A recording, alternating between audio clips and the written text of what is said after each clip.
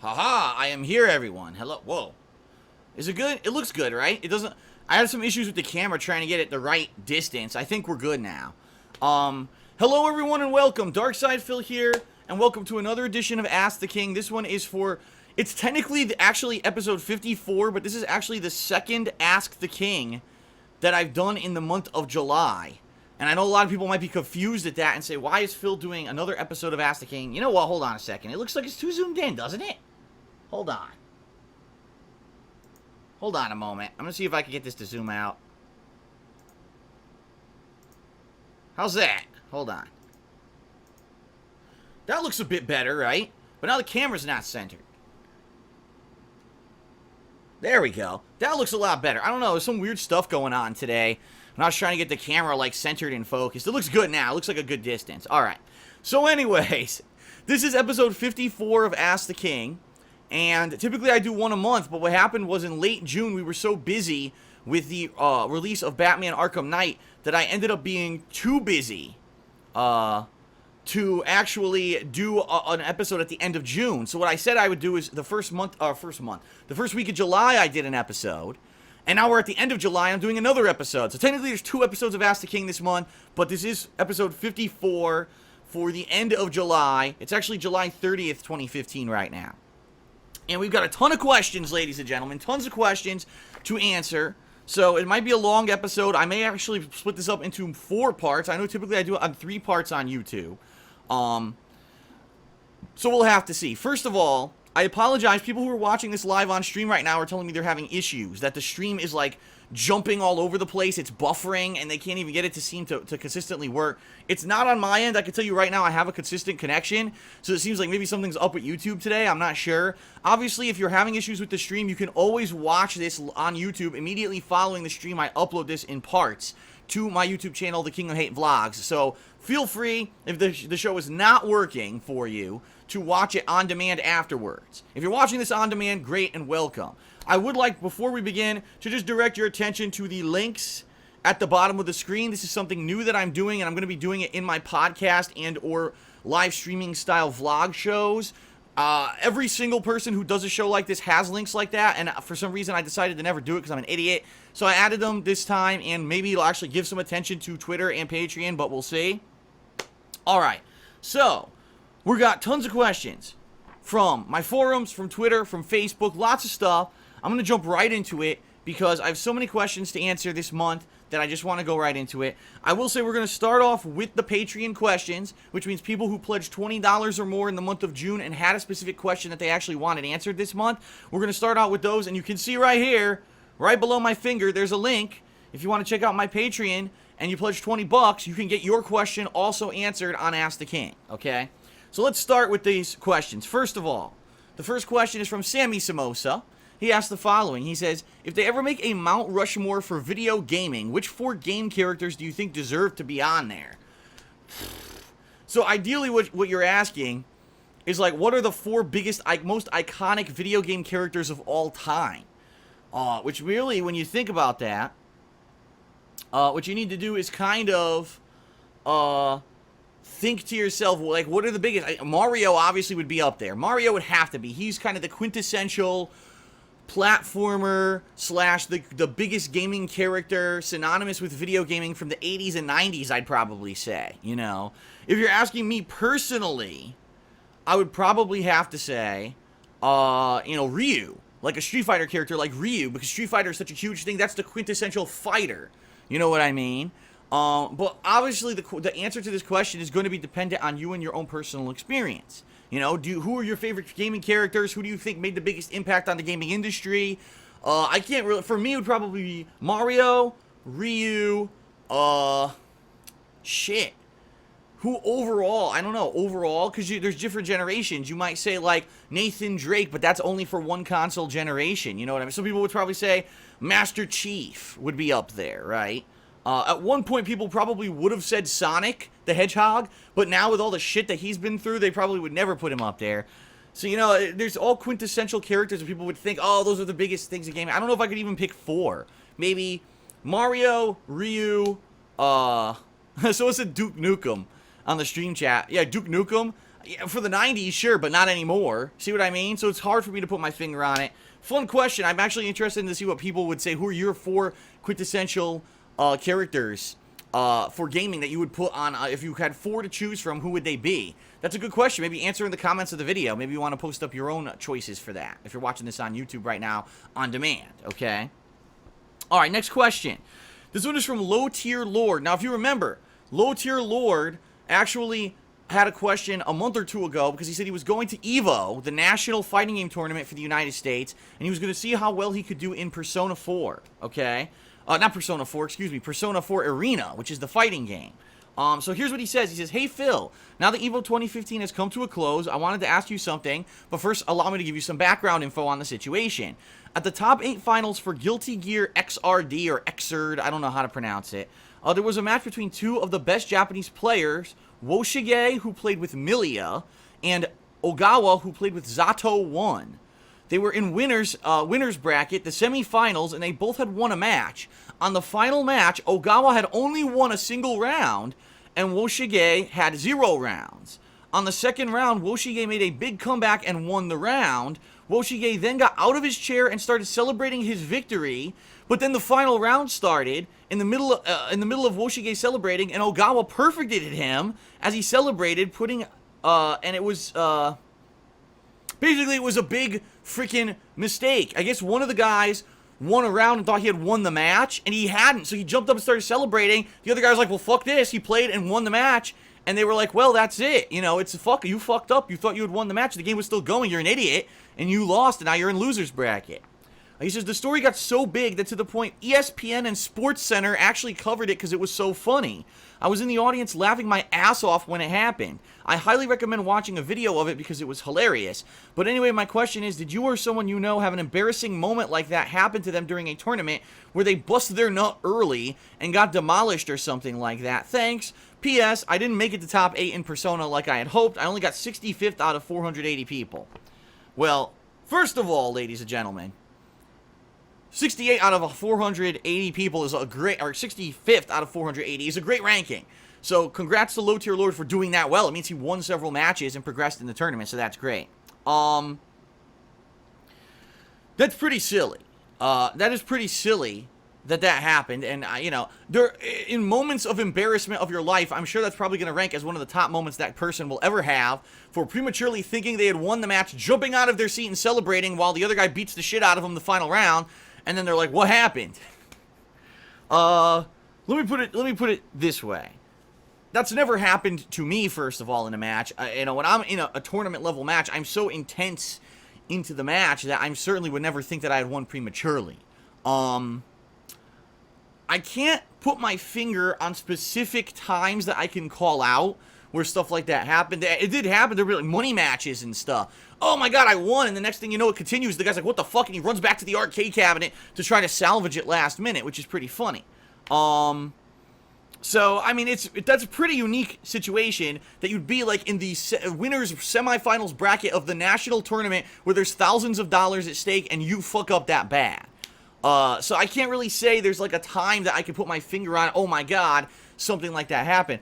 I have been at tournaments where there's been like total malfunctions, like the grand finals of a tournament, and again, this is arcade tournaments, and the fucking cabinet shuts off, and literally everyone looks, it's plugged in, there's not a hardware malfunction, like the hardware's working, the cabinet shut off during grand finals. I witnessed that, and I witnessed it multiple times, and people getting so angry that they were like, oh my god, punch the fucking screen, you know, because they're so pissed at what happened, and pretty ridiculous. That stuff like that happens. But the thing is, it's a tournament, you know? In tournaments, shit can happen. Just like in sports, shit can happen. A streaker might run on the fucking field like an asshole and interfere with stuff going on. Anything can happen at these events. And when there's money on the line, you could have big potential for what the fuck moments. But personally, no. In my experience, I've never seen anything at that level, that's for sure. And I'm sure that guy's going to be pretty embarrassed for the rest of his life that he basically blew it. Now, I don't know how he did in the tournament after that, but holy shit, you gotta pay attention to what you're doing. First of all, in my opinion, to go crazy and celebrate in a tournament is kind of silly anyway, because in my experience, tournaments could go any way. You could come in the best player and get bodied in a tournament. You could come in the worst player and end up doing really well. So you should be lucky and happy that you're in the finals of a tournament. To be celebrating like crazy on stage like an idiot is probably the dumbest thing you could possibly do. Anyway, it probably makes you look like a tremendous asshole. In this case, it just compounds it with the fact that he didn't even win the match, so it is what it is. Alright, the final question from a patron this month is actually from Daythinker. And he says, Phil, I actually have 2 quick questions for you. First question, in your sports playthroughs such as MLB The Show, NBA 2K, and other games, you choose the number 86 for your character, Drake Has No Talent. Is there a significance behind that number, or did you just completely select it randomly? You know, quite honestly, I think a lot of people don't know, and it's surprising to me because at one point, it actually was well known. The number 86 is actually slang, or 86th means like killed or ended or finished. So if you're the number 86, it means like I'm here to dominate, I'm here to win, I'm gonna end the other team, we're gonna win in competition. And actually, when I was in tournaments, I actually used to have jerseys, dark side filled jerseys that have the number 86 on them, and that's what it stood for. But a lot of people apparently don't know that.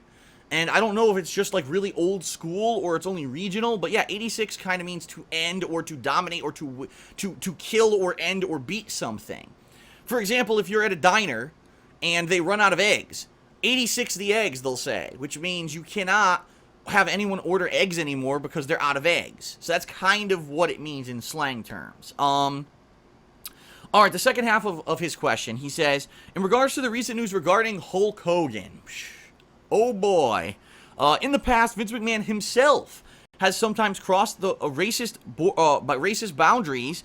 The infamous time when he actually said the word "my nigga" during a John Cena promo as a joke, when Booker T and his wife Sharmell, who were both African Americans, were standing there in the background and were so angry that Vince had said this, or like baffled that he had said this. Is the WWE doing a double standard, or are they trying to save face and hope that people don't remember past moments such as these? Thanks. Listen, here's the thing. First of all, I want everyone to understand that I'm not a racist. You would know this if you see me over the years. I've had friends of every nationality. I don't believe that there's any one nationality or culture that's better than another. I think that there's funny stereotypes that you can use for comedy purposes, okay? Now, in particular, we're talking about the Hulk Hogan situation. For those that don't know, Hulk Hogan was actually caught saying the N-word in a negative and nasty, serious way on video. This was a video that was actually supposedly stolen. It wasn't supposed to go public. And now he's currently in a lawsuit with this website Gawker, who had released this video. He's suing the shit out of them because not only did it show him he was naked having sex with someone else's wife, but also he was saying like racist stuff like this, okay? So, because of that, he's in like hot water, alright?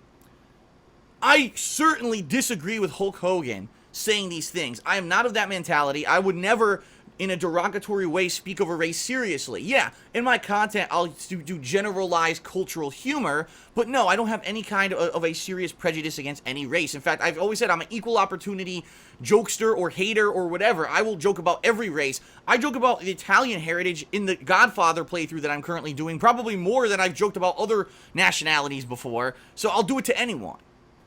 But Hulk Hogan was serious. Like, you could tell if you listen to this clip, alright, that unfortunately, he really did mean what he said. He was really being derogatory about African Americans in this clip. And because of this came out publicly now. The WWE kicked Hulk Hogan out. Basically said, you're out of our Hall of Fame. You're off the website. We're not going to mention you anymore. We fired you. We don't want you for promotional appearances.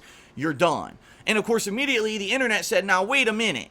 Isn't that incredibly hypocritical of the WWE? Because, in particular, there's actually this one situation where John Cena, now keep in mind, this was back when John Cena was kind of acting as his white rapper persona when he had first won the United States title way back in I think it was the first half of the 2000s. It might have been around 2005. I'm not 100% on the date, okay? But John Cena was a white rapper, so the way he spoke, almost using ebonics and kind of this mannerism in his speaking, so he sounded like he was kind of an urban youth or an African-American youth at the time. And there was a promo where Vince McMahon walked up to him and called him "my nigga." All right. Now, it's not the same. It's obviously not the same as what Hulk Hogan said. It's not the full derogatory term. It wasn't meant in a full derogatory manner, but it was bad humor. It was really, but it was supposed to be bad humor. That was the point of the segment. Vince McMahon loves bad humor. He'll take the worst thing. He had jokes about pedophilia. He's had jokes about necrophilia. He's had jokes about hands coming out of elderly women's vaginas. He's had scat humor with shit falling out of the sky. Vince McMahon is pretty much the most cheeseball, I don't think anything's too risque comic there is, and he approves all kinds of stupid shit for the WWE. At least he did until the PG era of WWE, okay?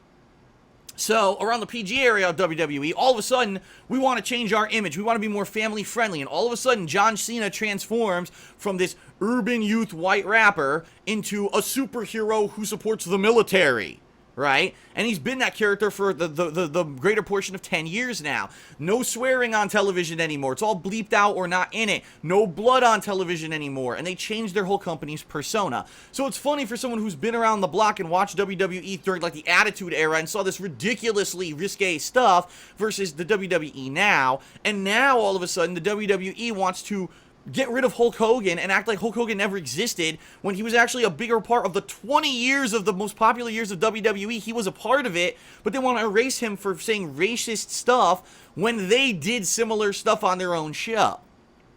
So is it hypocritical? Yeah, it is. But at the same time, okay, the stuff that Vince McMahon does is meant to be a joke. Like, you could tell when you're watching this segment where Vince McMahon calls John Cena a nigga, and then Booker T and Sharmell walk out and they're like they're appalled that he would say something like that. It was meant to be really bad comedy, okay? Some people thought it was probably funny at the time, and a lot of people groaned and said, oh, it's Vince McMahon's bad sense of humor again in a stupid segment that doesn't belong on a wrestling show. Can I say to Vince, you're a hypocrite, how dare you get rid of Hulk Hogan? Yes and no. Because Vince McMahon, maybe not that segment is actually a bad example, but if you actually look at the track record of Vince McMahon and the things that have happened in the WWE, how many times has there been an African-American World Heavyweight Champion? I dare you to look at the track record history of the WWE, right? And find how many times, and by the way, I'm not saying that there's like less African-American athletes. Take a look at how many athletes in the WWE are African-American and how many eventually became champion. There's actually few and far between. Incidentally, we're talking about Booker T. He's actually one of the few people who actually was treated pretty well in WWE and became the World Heavyweight Champion for a certain amount of time and actually held the title and had a pretty interesting run. But incidentally, when you look at the track record, right, it looks like, and it's funny because someone actually brought this up to me recently, and it's funny because you won't realize it unless you actually start looking more critically at the WWE. I just watched a pay-per-view. It was called the Battleground pay-per-view for WWE. And you're looking at the matches on this pay-per-view, okay? And you're looking at the card. There's a match. It's 3 African-American wrestlers against 2 African-American wrestlers. In this match, they're all wrestling each other. It's funny how, and you look at the track record of WWE, they do this all the time. Take people who are of like the same race or the same ethnicity and put them on a team. They're a stable now. Well, why? Just because they're black? You know? Why are they on the same stable? Is there anything that really puts them together? Kofi Kingston, who at one point was a Jamaican guy, or supposed to be like first he was Jamaican, then they changed it to be like South African or something. You know, they made him some ethnicity that he really isn't. I think he's from the United States. They pair him with Xavier Woods, and then they pair him with Big E Langston. They really have nothing in common, but let's make them a stereotypical, almost like a Bible Church Southern Baptist group, which again is very African-American ethnicity, you know what I mean? WWE is still doing these things. They're still doing these kind of really racial stereotype things daily, and we're supposed to look past that. You know, we're supposed to look past that just because Vince didn't come out and say the N-word. We look past that, and we say, oh, Hulk Hogan's the villain here. But WWE's okay doing these really ridiculous, stereotypical, racist things. And there's a lot of people who actually have had a lot of problems with the WWE over the years with certain wrestlers. I would say one person, I'll be honest, this is my honest opinion from being a longtime fan of WWE. Shelton Benjamin, okay, was an outstanding athlete in the years that he was within WWE. They put him into programs with people like Triple H, who was the champion at the time. They had him wrestle at the highest card levels, but they never gave him title matches. They never allowed him to reach that upper echelon. And I don't know what the reasoning was, because for a few years they were pushing him and pushing him. What is the problem? He was great in the ring. He was great on the mic. Everyone liked him as a personality, whether he was a heel or a face. People loved Shelton Benjamin. What happened? And you see this time and time again with WWE. People who, like, it seems like they're not the stereotypical roided or tattooed, good-looking male freak that freaking Vince likes. And because they're not this stereotype for whatever reason, they don't get the push. And I'm sorry, but it's really annoying to me. I think the WWE should give more people a chance. They should get rid of the fucking John Cena, superhuman, white male stereotype and instead start putting other people over.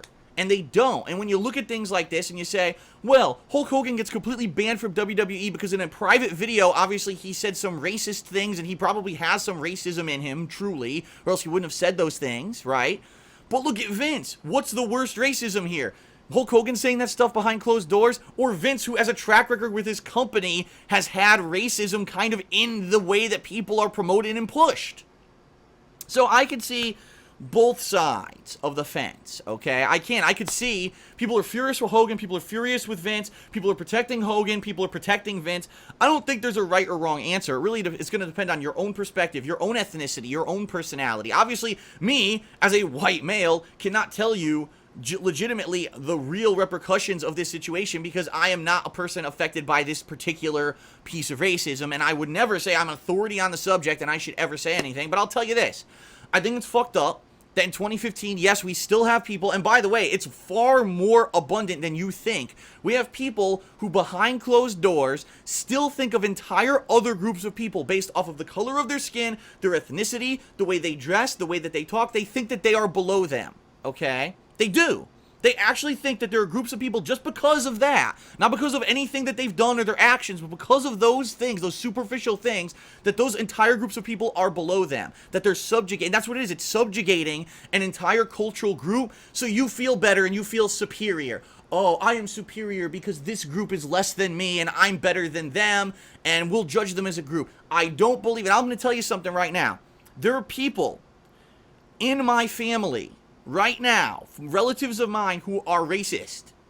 And I'm telling you that at least when I was growing up, okay, I had an open enough mind to realize that what they were trying to imbue into me was wrong and that I would never be like that. And I won't. I will never have decisions and things based off of race or ethnicity or color. It's ridiculous in my opinion. And I don't know if it's just because I grew up in a different generation than my relatives who are like that or not. But I have relatives who are racist, and I am not, and I will never be like that. So I completely disagree with Hulk Hogan's mentality behind closed doors. I disagree with anyone who's like that behind closed doors. And I disagree with WWE and Vince as well with the way that they promote people in that company, okay? I think that everyone has an equal opportunity to be a talented individual, and everyone should be treated the same way, and there shouldn't be this kind of ridiculous prejudice behind closed doors or outside of closed doors in public. It shouldn't exist at all anymore. Why do we still have it? I don't understand it. But then again, I like I said, I kind of, when I grew up, I guess things that I see firsthand, I judge for myself. For example, my mother was a chain smoker. I hate smoke. I won't smoke. I won't smoke weed or cigarettes or nothing. I hate it. I hate smoke because my mom was a chain smoker. So maybe because I have a few relatives that are racist, I'm not racist. Maybe that's what it is. I don't know. And some people, it's the opposite. If they grow up with that situation, they go into it. I'm kind of the opposite. I don't know. I'm kind of the opposite of everyone, I guess. I don't know. I'm just a weirdo. All right. A few general questions that I'd like to address on Hate Live. I almost said Hate Live. A few general questions I'd like to actually address on Ask the King. Because these are questions that everyone in general has asked me, like multiple people. And what I actually want to do is talk about them in general. So if you did ask these questions, sorry I'm not calling you out individually because it was multiple people who asked the same questions. The first one, a lot of people want to know my thoughts on Google Plus being removed from YouTube and in general. So if you haven't heard the news, ladies and gentlemen, all right, if you haven't heard, Google Plus, which is this social network of Google, which they tried to push to compete with things like Facebook and Twitter and the other social networks at the time about 3 years ago, okay, was integrated into YouTube about 2 years ago. It was 2013, I remember, because it was when I was first starting to live stream when they did this. You had to sign up for Google Plus to even make a new YouTube account. You had to link Google Plus in order to comment on a YouTube video, and everyone hated this idea. We said, we don't want Google Plus. We already have Facebook and Twitter. We don't want to be part of your social network. And for the most part, that's been the mentality of everyone who's used Google Plus in the past 2 years. It's like, we don't want it. You know, we want to be no part of it. And, you know, I just don't, you know, it's crap. I'll do it. If it's a necessary evil for me to comment on YouTube videos, I'll do it, but I want no part of it. I'll do it against my will, begrudgingly, okay? And what we've seen in the past few years since this happened, YouTube comments have dramatically reduced, okay? Well, dramatically reduced. And that's kind of ridiculous that it was dramatically reduced, quite honestly. It shouldn't have been. Those comments were the lifeblood of a lot of people. I'll be honest. Before the past 2 years, I really wasn't as active on Twitter as I have been. But what I found is since Google Plus got integrated into YouTube comments, far fewer comments than I've ever gotten before. I used to get hundreds of comments on every video I put out, and now I'd be lucky. Unless it's a huge playthrough and it's like the first couple parts of a playthrough, I'm lucky to get dozens of comments. And everyone's seen this. It's not just me. It's like, in general, on YouTube, comments have dramatically been less used because Google Plus screwed it all up. There's people who post up comments on YouTube videos and you cannot respond to them. Why? Some people post comments on, Phil, can you answer this question for me? I can't, because I can't reply. The reply button doesn't exist because Google Plus fucked it all up. And it's a mess. It's a really hideous mess. And it really is a pain in the ass.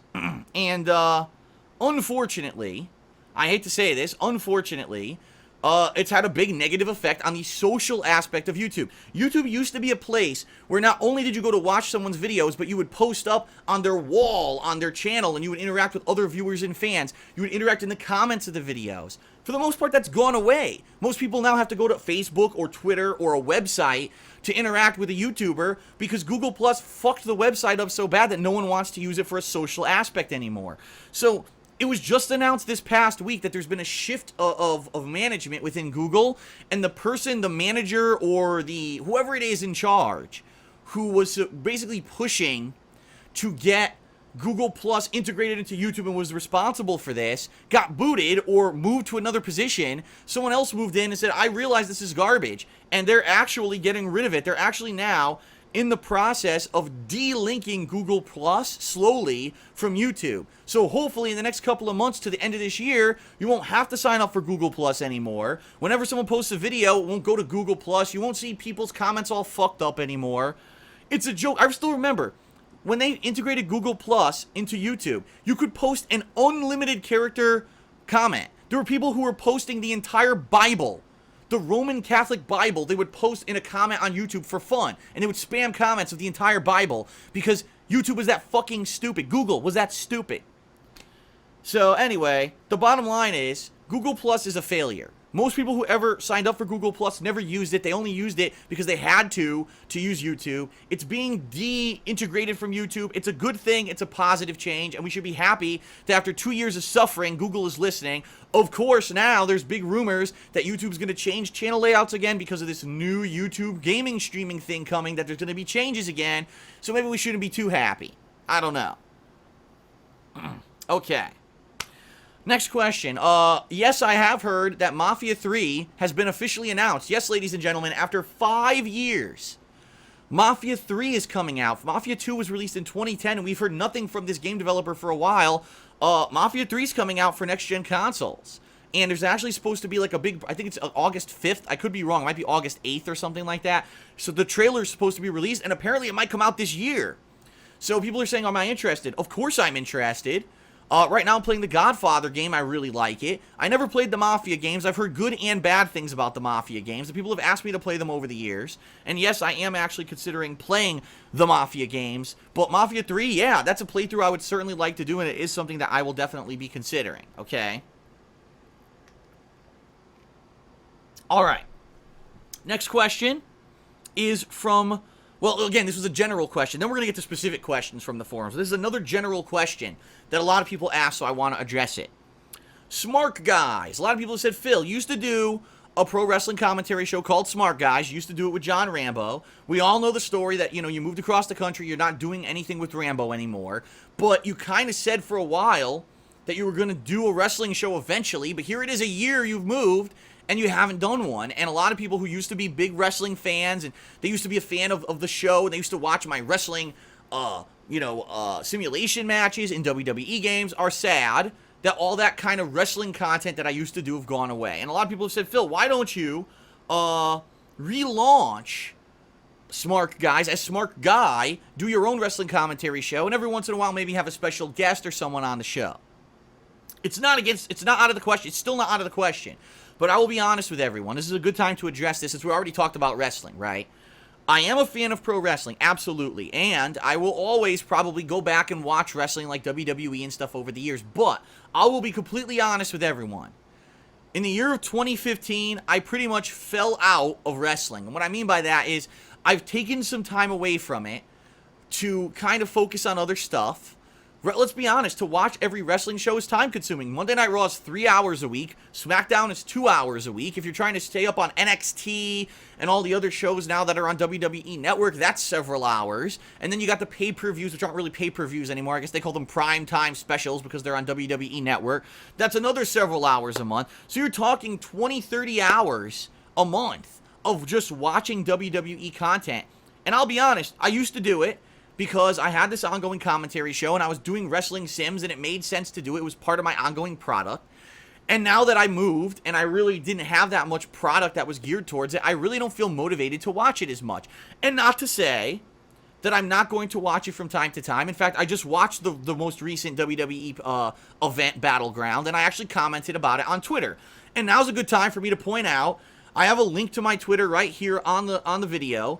And if you really want to get my feelings on stuff like wrestling as stuff happens, the Hulk Hogan situation, I commented about it on Twitter when it happened. Follow me on Twitter.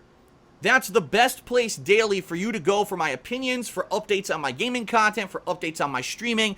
That is the to-go place right now for information regarding me and my thoughts and my content.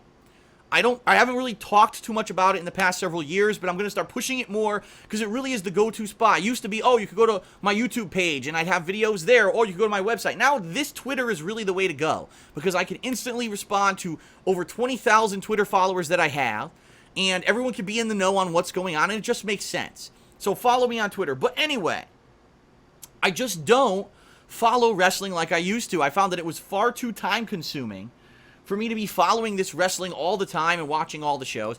And I'll be honest, I watch it and I will give my opinions about certain things. There were some things at the pay-per-view that I just watched, Battleground, that I thought were decent, and there were some that I thought were terrible. But I'm not actively watching. Every once in a while, I'll watch a Monday Night Raw, and I'll be honest, they just made an announcement that SummerSlam is going to be a 4-hour extravaganza this year, similar to how they do with WrestleMania. Great. I'll watch it. And in fact, I am. I can tell you right now, I will be watching SummerSlam. Probably not live, but that same night when it's out, I'll be watching it on WWE Network, and I'll probably be tweeting my thoughts about SummerSlam as I watch it. But I certainly am not watching wrestling enough to say I'm in the know enough to be doing a wrestling commentary show, and I'll be honest, I don't want to spend the time doing it. I just don't. I don't want to spend so much time with wrestling like I used to. It used to be a fun thing. It used to be, John and I, shoot the shit about it weekly.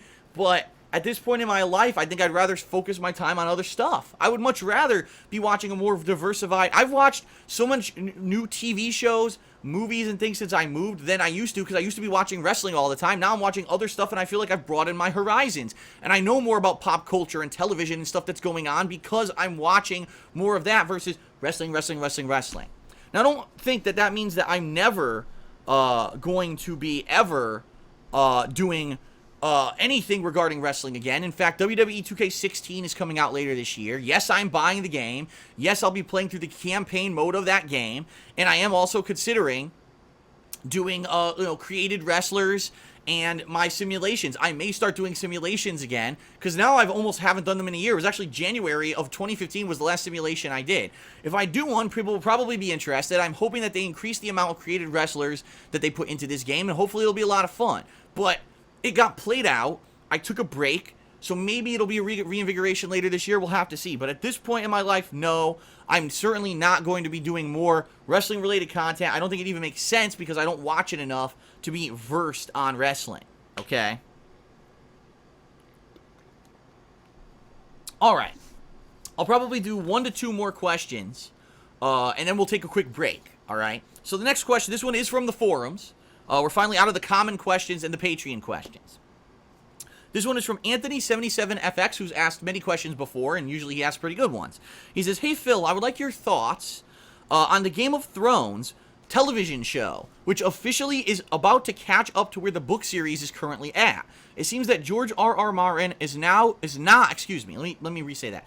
It seems that George R.R. Martin is not going to be able to finish the final book in the Game of Thrones series before the final season of the show is going to be put on air, which is causing the showrunners to start creating new storylines for the next few seasons, and also finishing the story for the show, which could spoil what will happen in the last 2 books of the series.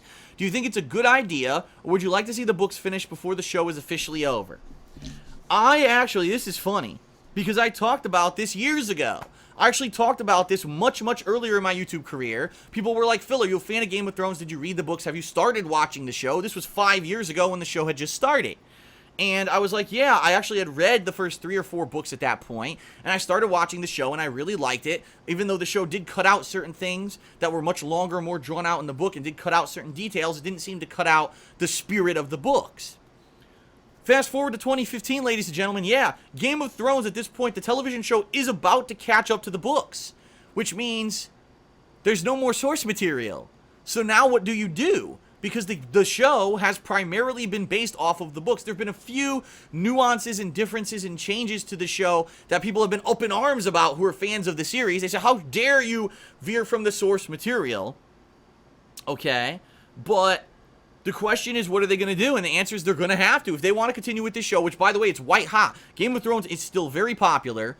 It's one of the most popular shows that's put out. So HBO, who's the producer of the show, is certainly not going to say, well, let's put the show on hold for 5 years so the author, George R.R. Martin, can take his sweet fucking time writing the books.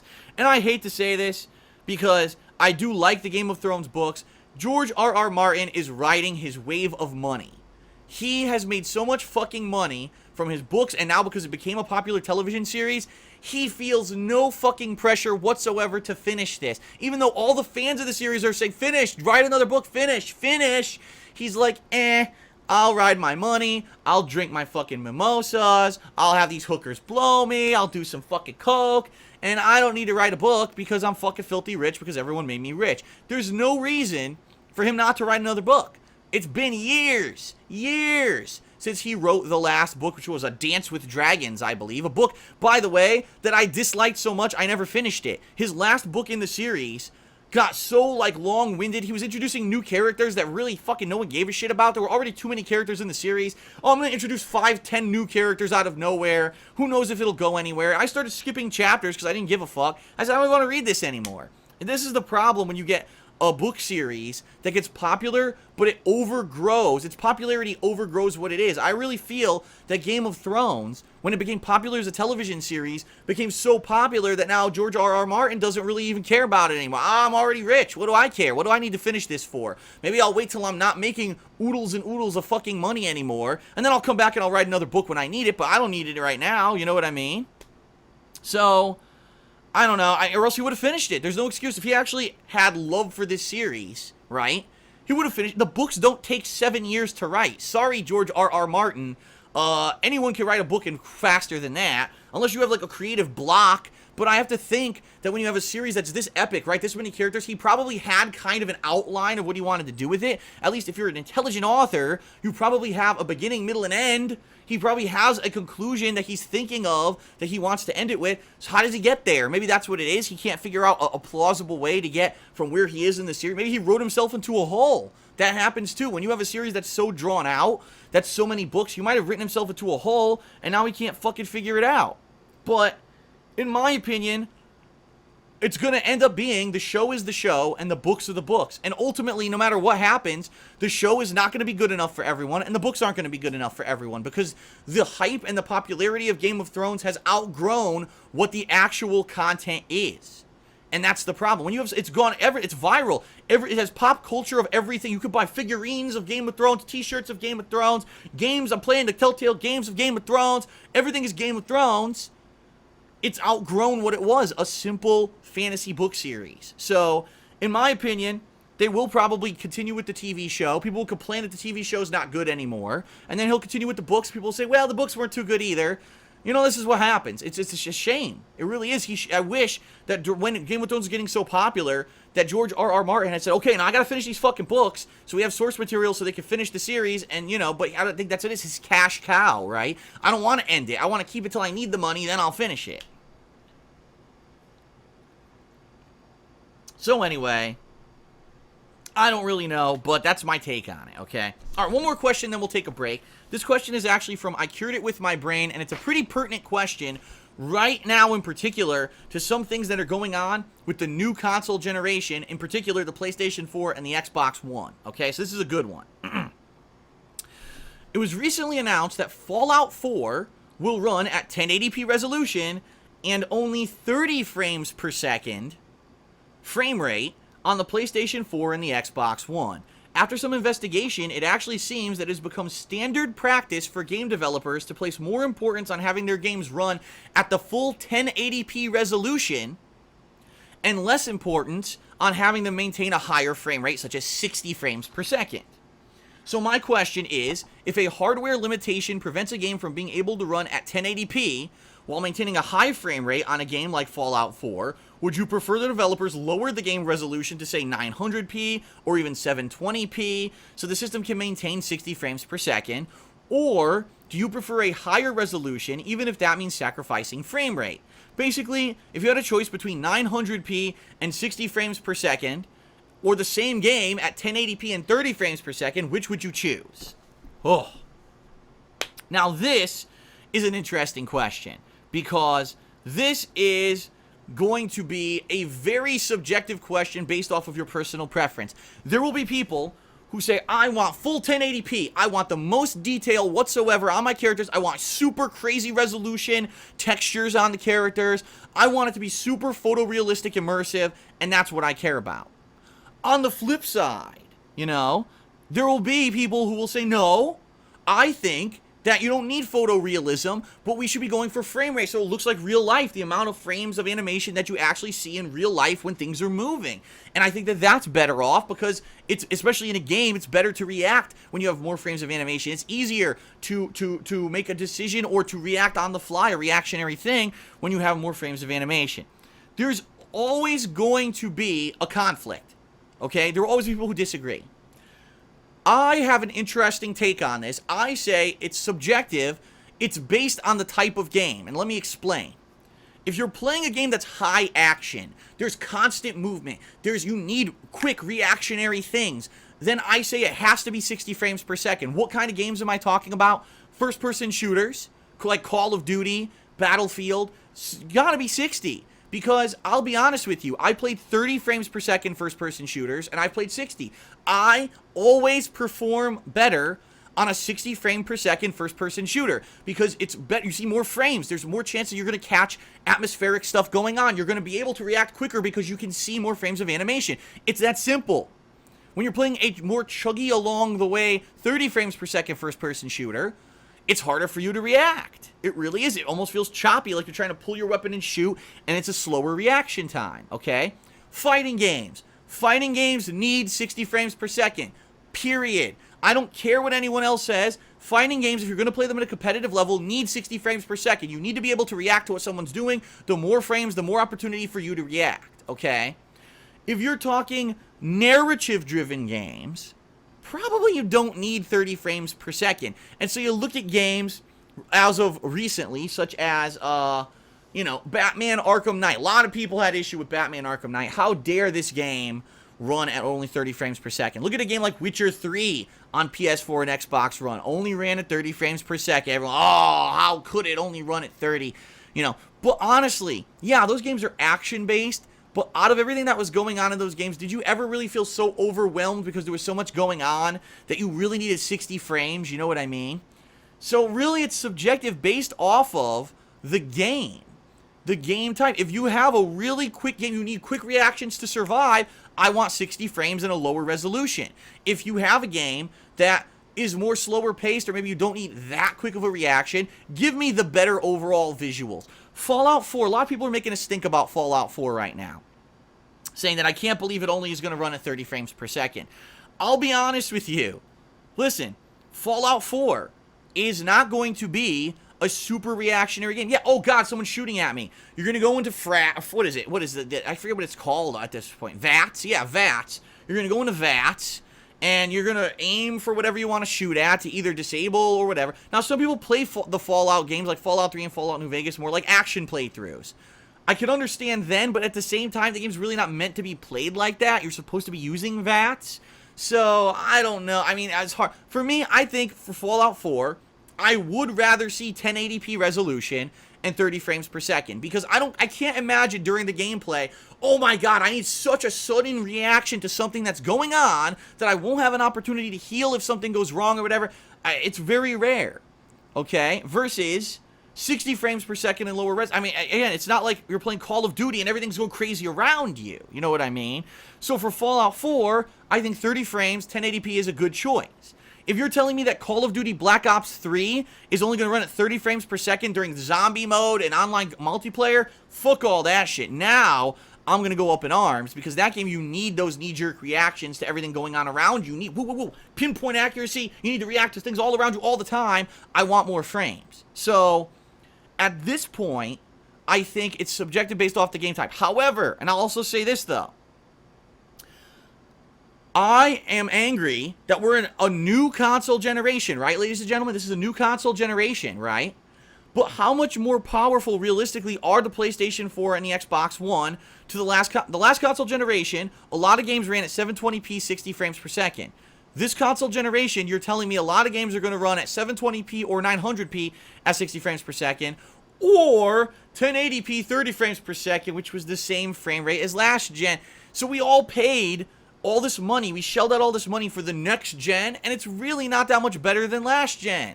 And maybe they should have waited. Maybe you should have waited for it to be a more powerful system so all games could be 60 frames per second. You know what I mean?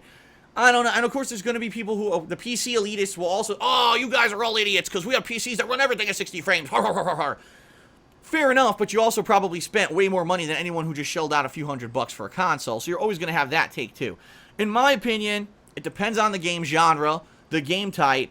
I think Fallout 3 will be fine at 30 frames, but I disagree with games like first-person shooters and fighters. Those should always be 60 frames. That's my take on it, okay? All right, everyone, we're going to take our first break. If you're watching this live on stream, all right, just hang tight. I'll be back in a few minutes. If you're watching this on YouTube, I'm going to end this video. There will be a part 2 and 3. There'll be separate videos, so be sure to check it out because I've got way more questions to answer, all right? Thanks for watching, everyone, whether you're on stream or on YouTube. I'm going to go on a quick break, and I'll be back shortly.